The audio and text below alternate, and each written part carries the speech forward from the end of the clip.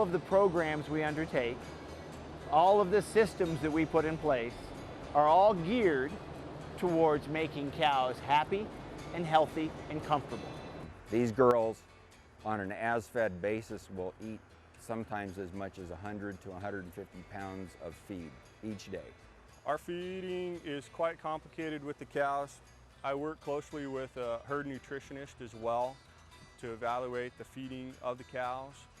The nutritionist will come in and design the ration, make sure that the cows are eating the best feed possible. I would say this, that if the general population held to the strict standards of dairy nutrition, we'd have a very, very healthy society.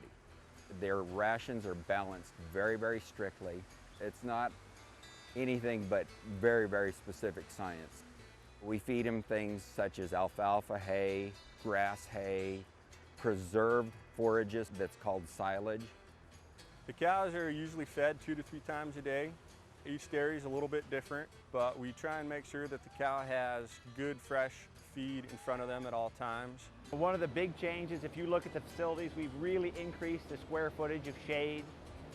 When I came into practice, hardly any dairies originally had fans and misters. I don't know of a dairy these days that's not cooled. Arizona is a very hot place to raise cows if you spend any time outside, but they do manage it fairly well.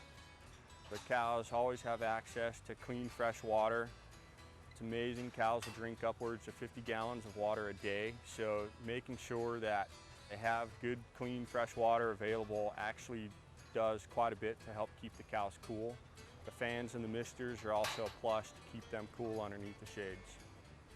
The next step, and this is an example of it on this dairy here, where they actually covered where the animals eat and sleep, so they're never very far from feed. This is what's called a freestall dairy, where each cow has her own individual bed with a fan and mister that covers just a few stalls. So they basically have their own personal fan and mister blowing on them.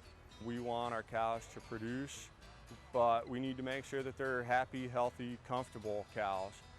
We want to make sure that not only do they get enough resting time, but that it's quality resting time. If we don't get that, then we're not achieving the cow comfort and then the production that we want out of these cows. I think it's a very accurate statement to say that when you look at especially Southwest dairies, that these are some of the best dairies in the world. You know, they're without question some of the best dairies in the United States.